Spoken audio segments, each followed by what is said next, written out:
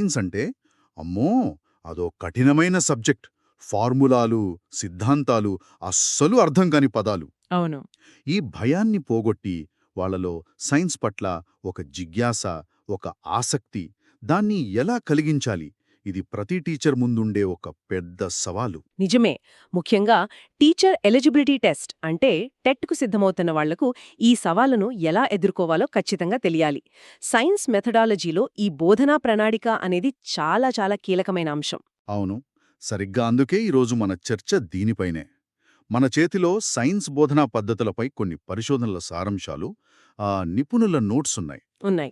వీటి ఆధారంగా ఒక విద్యార్థి మనసులో సైన్స్ అనే విత్తనాన్ని ఎలా నాటాలి, దాన్ని ఎలా పెంచాలి అనే విషయంపై కొంచెం లోతుగా మాట్లాడుకుందాం. మంచి ప్రారంభం. మన దగ్గరున్న ఈ సోర్సెస్ ప్రకారం చూస్తే ఈ సమస్యకు పరిష్కారంగా ఒక 3 ప్రధాన మార్గాలను చూపిస్తున్నాయి. ఓకే. మొదటిది చాలా ప్రసిద్ధి చెందిన 5E మోడల్. రెండవది సైన్స్ను నిజ జీవితంతో ముడిపెట్టే ఫీనోమెనా ఆధారిత అభ్యాసం. ఆహా. మూడవది తరగతి గదిలో ఉపయోగించే మరికొన్ని శక్తివంతమైన వ్యూహాలు. ఒక్కొక్కటిగా వీటిని వివరంగా చూద్దాం. సరే, ఈ పద్ధతులన్నీ వినడానికి చాలా బావున్నాయి. కానీ ఆచరణలో పెట్టడం ఎలా? మన సోర్సెస్లో ఎక్కువగా ప్రస్తావించిన ఆ 5E మోడల్తో మొదలు పెడదాం. అసలు ఆ పేర్లోనే 5 ఈలున్నాయి, ఏంటవి?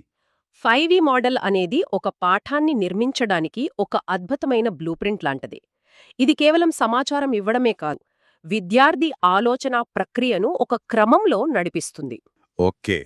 ఇందులో మొదటి ఈ ఎంగేజ్ అంటే ప్రేరేపించడం, పాఠం మొదలుపెట్టడమే. ఆ, కిరణజన్య సంయోగ క్రియ అంటే ఏమిటి అని అడగడం కన్నా, దానికన్నా ఒక చిన్న విత్తనం నుండి ఇంత పెద్ద చెట్టు ఎలా పెరుగుతుంది, దానికి ఆహారం ఎక్కడి నుండి వస్తుంది లాంటి ప్రశ్నతో మొదలుపెట్టడం. అంటే నేరుగా సబ్జెక్ట్లోకి వెళ్లకుండా వారిలో ఒక కుతూహలాన్ని రేకెత్తించడం అన్నమాట. ఒక సినిమా ట్రైలర్ లాగా. ఖచ్చితంగా. వారిలో ఆసక్తి కలిగింది, ప్రశ్నలు మొదలయ్యాయి. ఆ తర్వాత ఏంటి? రెండవ ఈ అయిన ఎక్స్‌ప్లోర్ అంటే అన్వేషించడం కదా. అవును. ఆసక్తి రేకెత్తిన తర్వాత సమాధానం నేరుగా చెప్పేకూడదు. విద్యార్థులకు అన్వేషించే స్వేచ్ఛ ఇవ్వాలి. ఈ దశలో వాళ్లే హీరోలు. ఆ, వాళ్లు గ్రూపులుగా విడిపోయి అందుబాటులో ఉన్న వస్తువులతో చిన్న చిన్న ప్రయోగాలు చేస్తారు, పరిశీలిస్తారు. ఉదాహరణకు, ఒక మొక్కను నీడలో, మరొకదాన్ని ఎండలో పెట్టి కొన్ని రోజులు గమనించడం లాంటివి. అంటే ఇక్కడ టీచర్ పాత్ర. ఇక్కడ ఉపాధ్యాయుడి పాత్ర సమాధానాలు చెప్పడం కాదు, సరైన ప్రశ్నలు అడుగుతూ వారిని గైడ్ చేయడం మాత్రమే. ఒక్క నిమిషం, ఇక్కడే నాకొక సందేహం వస్తోంది. మన స్కూళ్లలో సాధారణంగా 40 నిమిషాల పీరియడ్ ఉంటుంది. నిజమే. విద్యార్థులకు ఇంత స్వేచ్ఛ ఇస్తే వాళ్ళు దారి తప్పే అవకాశం లేదా? సమయం వృధా అవదా? అందరూ అసలు విషయం నేర్చుకుంటారని గ్యారంటీ ఏంటి? ఇది చాలా ఆచరణాత్మకమైన ప్రశ్న. ఇక్కడే ఉపాధ్యాయుడి నైపుణ్యం బయటపడుతుంది. ఎక్స్‌ప్లోర్ దశ అంటే అపరిమితమైన స్వేచ్ఛ ఇవ్వడం కాదు, ఓకే. నడిపించడం. ఉపాధ్యాయుడు స్పష్టమైన సూచనలతో, పరిమితమైన వనరులతో ఒక ఫ్రేమ్వర్క్ ఏర్పాటు చెయ్యాలి. అందరూ ఒకే ప్రయోగం చెయ్యాలని లేదు కానీ, కానీ అందరి లక్ష్యం ఒకటే ఉండాలి. అవును, అందరి ప్రయోగాల లక్ష్యం ఒకే భావనను అర్థం చేసుకోవడం వైపుగా ఉండాలి. మొదట్లో కొంచెం గందరగోళంగా అనిపించినా ఈ ప్రక్రియలో వారి పాత అపోహలు బద్దలవుతాయి. స్వయంగా చూసినప్పుడు కలిగే అనుభవం పుస్తకంలో చదివితే రాదు. అర్థమైంది. అంటే నియంత్రిత స్వేచ్ఛ అన్నమాట. సరే, వాళ్ళు అన్వేషించారు, కొన్ని విషయాలు గమనించారు, వారిలో మరిన్ని ప్రశ్నలు పుట్టాయి.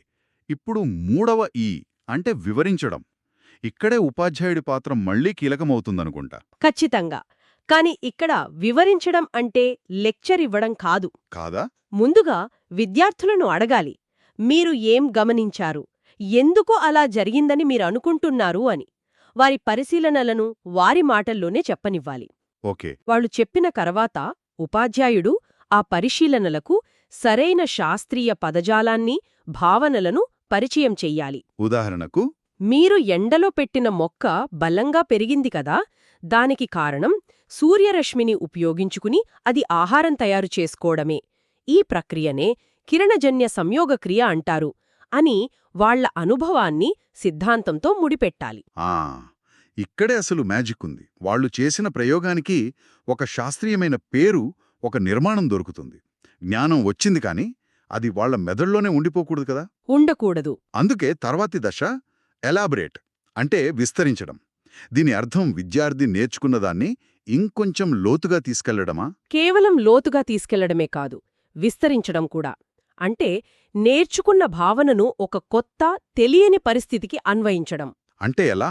కిరణజన్య సంయోగక్రియ గురించి నేర్చుకున్న విద్యార్థి ఎడారి మొక్కలు ఎలా బతుకుతాయి, లేదా సముద్రం లోపల నాచు ఎలా ఆహారం తయారు చేసుకుంటుంది వంటి ప్రశ్నలకు సమాధానాలు వెతకడం మొదలుపెడతాడు. ఆహా! అంటే విద్యార్థి కేవలం నేర్చుకున్నది గుర్తు చేసుకోవడం కాదు, దాన్ని ఒక కొత్త సమస్యను పరిష్కరించడానికి ఒక ఆయుధంగా వాడుతున్నాడు. అవును, సరిగ్గా అదే. అద్భుతం. దీనివల్ల వాళ్ళ ఆలోచన పరిధి పెరుగుతుంది. ఇక చివరిగా 5వ ఈ ఇవాల్యుయేట్, మూల్యాంకనం. ఇది చాలామంది అనుకునే విధంగా పాఠం చివర్లో పెట్టే పరీక్షేనా, లేక దీనికి వేరే అర్థముందా? ఇక్కడే చాలామంది ఉపాధ్యాయులు పొరపాటు పడతారు. మన సోర్సెస్ కూడా ఇదే విషయాన్ని నొక్కి చెబుతున్నాయి. ఇవాల్యుయేట్ అనేది చివర్లో జరిగే పరీక్ష కాదు. కాదా? కాదు. అది ఈ 5 దశల్లోనూ నిరంతరం కొనసాగే ప్రక్రియ. విద్యార్థి ఎంగేజ్ దశలో ఎలాంటి ప్రశ్నలడుగుతున్నాడు, ఎక్స్ప్లోర్ దశలో ఎలా ప్రయోగాలు చేస్తున్నాడు, ఎక్స్ప్లెయిన్ దశలో తన పరిశీలనలను ఎలా వివరిస్తున్నాడు. ఇవన్నీ కూడా మూల్యాంకనంలో భాగమేనా? అన్నీ భాగమే. ఇది విద్యార్థికి మార్కులు ఇవ్వడానికి కాదు, వాళ్లు ఎక్కడ వెనుకబడుతున్నారో గుర్తించి వాళ్లకు సరైన సహాయం అందించడానికి. అంటే మనం సాధారణంగా అనుకునే ఫైనల్ ఎగ్జామ్ కాదనమాట. పాఠం చెబుతున్నప్పుడే విద్యార్థులు ఎంతవరకు అర్థం చేసుకుంటున్నారో ఎప్పటికప్పుడు గమనిస్తూ ఉండటం. అవును, మన బోధనా పద్ధతిని మార్చుకుంటూ ఉండడమే అసలైన మూల్యాంకనం. ఇది చాలా కీలకమైన విషయం. మొత్తం మీద ఈ 5E మోడల్ ఒక చక్రీయ ప్రక్రియలా ఉంది. అవును, ఇదొక సంపూర్ణమైన అభ్యాస అనుభవాన్నిస్తుంది. 5E మోడల్ ఒక పాఠాన్ని క్రమపద్ధతిలో నిర్మించడానికి అద్భుతంగా ఉంది. కానీ కొన్నిసార్లు పాఠం మొదలుపెట్టడానికే ఒక బలమైన హుక్ కావాలి. విద్యార్థులు తమ చుట్టూ చూసే ఒక అద్భుతాన్ని చూపించి ఇది ఎందుకు జరుగుతోంది అని అడిగితే ఎలా ఉంటుంది? బావుంటుంది. అక్కడే మన సోర్సెస్ ఫినామినా ఆధారిత అభ్యాసం గురించి ప్రస్తావిస్తున్నాయి. ఈ పదం వినడానికి కొంచెం క్లిష్టంగా ఉన్నా దీని వెనుకున్న ఆలోచన చాలా సులభం అనిపిస్తోంది. చాలా సులభం. అంతేకాదు, చాలా శక్తివంతమైనది కూడా. ఫినామినా అంటే మన చుట్టూ జరిగే పరిశీలించదగ్గ సంఘటన. అంటే ఉదాహరణకు ఆకాశంలో ఇంద్రధనస్సు ఏర్పడటం, పాలు పెరుగుగా మారడం, లేదా ఒక ఇనుప మేకు తుప్పు పట్టడం. పాఠాన్ని ఒక సిద్ధాంతంతో మొదలుపెట్టకుండా ఇలాంటి ఒక వాస్తవ సంఘటనతో మొదలుపెట్టడమే ఈ పద్ధతి యొక్క ముఖ్య ఉద్దేశ్యం. ఇది తరగతి గదికి బయటి ప్రపంచానికి మధ్య ఉన్న గోడలను తొలగిస్తుంది. ఖచ్చితంగా. ఉదాహరణకు ఆకాశంలో ఇంద్రధనస్సు ఏర్పడటం అనే ఫినోమినాన్ తీసుకుందాం. దీన్ని ఉపయోగించి ఒక పాఠాన్ని ఎలా నడిపించవచ్చు? ముందుగా ఉపాధ్యాయుడు ఇంద్రధనస్సు ఫోటో చూపించి లేదా వీడియో ప్లే చేసి, దీన్ని ఎప్పుడైనా చూశారా, ఇది ఎలా ఏర్పడుతుందని మీరనుకుంటున్నారు అని అడుగుతారు. అప్పుడు పిల్లలు రకరకాలుగా చెబుతారు. అవును, దేవుడు వేశాడు అనో, ఆకాశంలో రంగులు కలిశాయి అనో. ఏ సమాధానాన్ని తప్పుపట్టకుండా వాళ్ల ఆలోచనలను గౌరవిస్తూ వారిని మరిన్ని ప్రశ్నలు అడిగేలా ప్రోత్సహించాలి. అంటే వర్షం పడిన తర్వాతే ఎందుకు కనిపిస్తుంది లాంటివా? అలాంటివే. దానిలో రంగులు ఎప్పుడు ఒకే క్రమంలో ఎందుకు ఉంటాయి వంటివి. ఓకే, ఇప్పుడు వాళ్లలో ఆసక్తి పెరిగింది. వాళ్లే ప్రశ్నలడగడం మొదలుపెట్టారు. ఆ తర్వాత ఆ ప్రశ్నల ఆధారంగా వాళ్లే చిన్న చిన్న ప్రయోగాలు చేస్తారు. ఒక గాజు పట్టకం ద్వారా కాంతిని పంపించి రంగులు ఎలా విడిపోతాయో చూడటం, నీటి తుంపరల మీద టార్చ్ లైట్ వేసి ఇంద్రధనుస్సును సృష్టించడానికి ప్రయత్నించడం. ఆ ప్రయోగాల్లో వాళ్లు గమనించిన విషయాలను సైన్స్లోని కాంతి వక్రీభవనం, విక్షేపణం వంటి భావనలతో ఉపాధ్యాయుడు అనుసంధానిస్తారు. చివరగా కేవలం పుస్తకంలో చదివి చెప్పడం కాదు, తమ పరిశీలనలు, ప్రయోగాల ఆధారంగా ఇంద్రధనుస్సు ఎందుకేర్పడుతుందో వాళ్లే శాస్త్రీయ ఆధారాలతో వివరించగలుగుతారు. దీనివల్ల సైన్స్ అనేది ఏదో పుస్తకాలో ఉన్న విషయం కాదు, మన చుట్టూ జరిగే ప్రతి సంఘటన వెనుకున్న ఉన్న కారణమని వాళ్లు బలంగా నమ్ముతారు. ఈ పద్ధతి వల్ల కలిగే ప్రయోజనాలేమిటి? మన సోర్సెస్ ప్రకారం ఇది కేవలం సైన్స్ నేర్పడమే కాకుండా ఇంకా చాలా చేస్తుంది కదా? అవును, దీనివల్ల అనేక ప్రయోజనాలున్నాయి. మొదటిది, ఇది సహజమైన ఆసక్తిని రేకెత్తిస్తుంది. నిజమే. రెండవది, ఇది విమర్శనాత్మక ఆలోచనను ప్రోత్సహిస్తుంది. ఎందుకు, ఎలా అని ప్రశ్నించే తత్వాన్ని పెంచుతుంది. మూడవది, సైన్స్కు వాస్తవ ప్రపంచానికి మధ్య బలమైన సంబంధాన్ని సృష్టిస్తుంది. అతి ముఖ్యమైనది, ఇది విద్యార్థులు తమ స్వంత ప్రశ్నలు అడిగేలా, తమ అభ్యాసానికి తామే యజమానులుగా మారేలా ప్రోత్సహిస్తుంది. అంటే 5E మోడల్ ఫినామినా ఆధారిత అభ్యాసం ఈ రెండూ కూడా ఉపాధ్యాయుడిని ఒక బోధకుడి స్థానం నుండి ఒక సహాయకుడి స్థానానికి మారుస్తున్నాయి. కరెక్ట్. సరే, ఈ రెండు పెద్ద ఫ్రేమ్వర్క్స్ కాకుండా ఒక ఉపాధ్యాయుడి టూల్ కిట్లో ఉండాల్సిన మరికొన్ని రోజువారీ వ్యూహాల గురించి కూడా మన సోర్సెస్లో ప్రస్తావించారు. వాటిని కూడా ఒకసారి చూద్దాము. తప్పకుండా. ఇవి ఒక టూల్ కిట్ లాంటివే. ఉపాధ్యాయులు తమ తరగతి గది అవసరాలకు, విద్యార్థుల స్థాయికి అనుగుణంగా వీటిని ఎంచుకొని ఉపయోగించుకోవచ్చు. అందులో ముఖ్యమైనవి ఏవి? అత్యంత ముఖ్యమైనది హ్యాండ్స్ ఆన్ ప్రయోగాలు. మన సోర్స్లో ఉన్న ఒక చిత్రంలో విద్యార్థులు ప్రయోగశాలలో సూక్ష్మదర్శినిలతో మొక్కల కణాలను ఎంత శ్రద్ధగా పరిశీలిస్తున్నారో చూడవచ్చు. అలా వారు స్వయంగా చేయడం వల్ల భావనలను ఎప్పటికీ మర్చిపోలేరు. 100 సార్లు వినడం కన్నా ఒకసారి చేయడం మేలు అన్నట్లుగా ఉంది ఇది. అలాగే వాస్తవ ప్రపంచ అనుబంధాలు అనే మరో వ్యూహం ఉంది. ఇది ఇందాక మనం మాట్లాడుకున్న ఫినామినా ఆధారిత అభ్యాసానికి చాలా దగ్గరగా అనిపిస్తోంది. అవును, రెండింటి లక్ష్యం ఒక్కటే: సైన్స్ భావనలను విద్యార్థుల రోజువారీ అనుభవాలతో ముడిపెట్టడం. ఉదాహరణకు, ఘర్షణ గురించి చెప్పేటప్పుడు మనం నడవడానికి, బ్రేకులు వేయడానికి ఘర్షణ ఎలా అవసరమో వివరించడం. దీనివల్ల సైన్స్ తమ జీవితంలో భాగమని విద్యార్థులు భావిస్తారు. ఖచ్చితంగా. ఇక సహకార అభ్యాసం అంటే కొలాబరేటివ్ లెర్నింగ్, విద్యార్థులు గుంపులుగా పనిచేయడం. కానీ ఇక్కడ ఒక ఆచరణాత్మక సమస్య ఉంది. గ్రూప్లో ఒకరిద్దరు చురుగ్గా పనిచేస్తే మిగతా వాళ్లు వాళ్ళని కాపీ కొట్టే ప్రమాదం ఉంది కదా. మంచి పాయింట్. ఇది చాలామంది ఉపాధ్యాయులు ఎదుర్కొనే సమస్యే. ఇక్కడే గ్రూప్ వర్క్ను సరిగ్గా డిజైన్ చేయడం ముఖ్యం. ఎలా?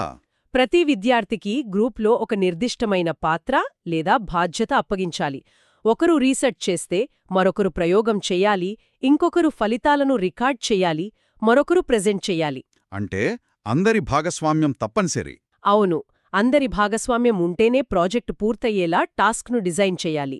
అప్పుడు ఒకరి నుండి ఒకరు నేర్చుకుంటారు, టీం వర్క్ వంటి నైపుణ్యాలు కూడా అభివృద్ధి చెందుతాయి. తర్వాత విచారణాధారిత అభ్యాసం అంటే ఇన్క్వైరీ బేస్డ్ లెర్నింగ్. ఇది విద్యార్థులకే ఎక్కువ బాధ్యత ఇచ్చేలా ఉంది. ఖచ్చితంగా. ఇందులో విద్యార్థులే ప్రశ్నలడగడం, పరిశోధనలు చెయ్యడం ద్వారా తమకు తామే నేర్చుకుంటారు. ఉపాధ్యాయుడు సమాధానాలు చెప్పే వ్యక్తిగా కాకుండా ఒక గైడ్లాగా ఉంటారు. ఈ రోజుల్లో టెక్నాలజీ లేకుండా ఏదీ లేదు. బోధనలో టెక్నాలజీ సమీకరణం ఎలా సహాయపడుతుంది? కేవలం పవర్ పాయింట్ ప్రెజెంటేషన్లు ఇవ్వడమేనా? అంతకంటే చాలా ఎక్కువ. డిజిటల్ సాధనాలు, సిమ్యులేషన్లు, ఇంటరాక్టివ్ వీడియోలు అభ్యాసాన్ని మరింత ఆసక్తికరంగా మారుస్తాయి. సిమ్యులేషన్స్ అంటే ఉదాహరణకు అణువుల నిర్మాణం లేదా మానవ శరీరంలోని రక్త ప్రసరణ. ఇలాంటి కంటికి కనిపించని క్లిష్టమైన విషయాలను యానిమేటెడ్ సిమ్యులేషన్ల ద్వారా చాలా స్పష్టంగా చూపించవచ్చు. ఓకే, చివరిగా విభిన్న బోధన అంటే డిఫరెన్షియేటెడ్ ఇన్స్ట్రక్షన్. ఒక తరగతిలో రకరకాల విద్యార్థులుంటారు గదా. అవును, కొందరు తొందరగా నేర్చుకుంటారు, కొందరు నెమ్మదిగా. అందరినీ ఒకే గాటన కట్టడం సరికాదు. ఈ వ్యూహం ఆ సమస్యకు పరిష్కారం. ఎలా? ఒకే అంశాన్ని బోధించడానికి వివిధ రకాల పద్ధతులను, అసైన్మెంట్లను ఉపయోగించడమే ఇది. కొందరికి చదివి అర్థం చేసుకోవడం ఇష్టం, వారికి అదనపు మెటీరియల్ ఇవ్వొచ్చు. మరికొందరికి చేసి నేర్చుకోవడం ఇష్టం, వారికి ఒక మోడల్ తయారు చేయమని చెప్పొచ్చు. అంటే లక్ష్యం ఒకటే, కానీ దాన్ని చేరుకున్న మార్గాలు వేరు. సరిగ్గా. ఇది ప్రతి విద్యార్థి తమ పూర్తి సామర్థ్యంతో నేర్చుకోవడానికి సహాయపడుతుంది. మొత్తం మీద ఈరోజు మనం చర్చించినవన్నీ చూస్తుంటే ఆధునిక సైన్స్ బోధన అనేది కేవలం సమాచారాన్ని అందించడం కాదు, విద్యార్థులలో జిజ్ఞాసను, విమర్శనాత్మక ఆలోచన నైపుణ్యాలను పెంచడమేనని స్పష్టమవుతోంది. సరే, మనం ఈ భావనలన్నింటినీ అర్థం చేసుకున్నాం. ఇప్పుడు దీన్ని టీటీ పరీక్షకు ఎలా అన్వయించుకోవాలి? ఈ అవగాహనను మార్కులుగా ఎలా మార్చుకోవాలి? తప్పకుండా. టీటీ పరీక్షలో ప్రశ్నలు నేరుగా 5E మోడల్ అంటే ఏమిటి అని అడగరు. మరి ఎలా అడుగుతారు? బదులుగా ఒక తరగతిలో విద్యార్థులు ఒక ప్రయోగం చేసేటప్పుడు గందరగోళం సృష్టిస్తున్నారు. ఉపాధ్యాయుడిగా మీరు 5E మోడల్లోని ఏ దశపై ఎక్కువ దృష్టి పెట్టాలి వంటి అప్లికేషన్ ఓరియంటెడ్ ప్రశ్నలు అడుగుతారు. అంటే సిద్ధాంతాన్ని బట్టి పట్టడం కన్నా దాన్ని ఆచరణలో ఎలా పెట్టాలో అర్థం చేసుకోవడం ముఖ్యం. అవును, మొదటి చిట్కా అదే. ప్రతి బోధనా పద్ధతికి మీరే ఒక పాఠ్యాన్ని ఎలా ప్లాన్ చేస్తారో ఊహించుకోండి. రెండవది, గత ప్రశ్నపత్రాలను తప్పకుండా పరిశీలించాలి. ఎలాంటి సందర్భాలను ప్రశ్నలుగా అడుగుతున్నారో గమనించాలి. అలాగే ప్రతి పద్ధతి యొక్క బలాలు, బలహీనతలు కూడా తెలుసుకోవాలి కదా. ఖచ్చితంగా. అదే మూడవ అతి ముఖ్యమైన చిట్కా. ప్రతి పద్ధతి యొక్క ఉపయోగాలేమిటి, దాని పరిమితులేమిటో గుర్తించాలి. ఉదాహరణకు ఎక్స్ప్లోర్ దశకు ఎక్కువ సమయం పడుతుంది. అది ఒక పరిమితి. సందర్భాన్ని బట్టి సరైన వ్యూహాన్ని ఎంచుకోవడమే ఉత్తమ ఉపాధ్యాయుడి లక్షణం. చాలా స్పష్టంగా వివరించారు. ఈ చర్చ మన శ్రోతలకు, ముఖ్యంగా టీటీ అభ్యర్థులకు సైన్స్ మెథడాలజీని ఒక కొత్త కోణంలో చూసేందుకు ఎంతో ఉపయోగపడుతుందని ఆశిస్తున్నాను. ముగించే ముందు ఒక ఆలోచనను పంచుకోవాలనుకుంటున్నాను. తప్పకుండా. ఈరోజు మనం టెక్నాలజీ సమీకరణం గురించి, సిమ్యులేషన్ల గురించి చర్చించాం. వర్చువల్ రియాలిటీ, ఆర్టిఫిషియల్ ఇంటెలిజెన్స్ ఇలాంటివి అభివృద్ధి చెందుతున్న ఈ తరుణంలో భవిష్యత్తులో సైన్స్ బోధనలో ఎక్స్ప్లోరింగ్, హ్యాండ్స్ ఆన్ ప్రయోగాలు అనే దశల స్వరూపం పూర్తిగా మారిపోవచ్చా? ఆసక్తికరమైన ప్రశ్న. ఒక విద్యార్థి భౌతికంగా ఒక ప్రయోగశాలలో పరికరాలతో పనిచేసి నేర్చుకోవడంలో ఉన్న ఏ కీలకమైన అంశాన్ని టెక్నాలజీ ఎప్పటికీ భర్తీ చెయ్యలేదు. ఈ ప్రశ్న గురించి ఆలోచించండి.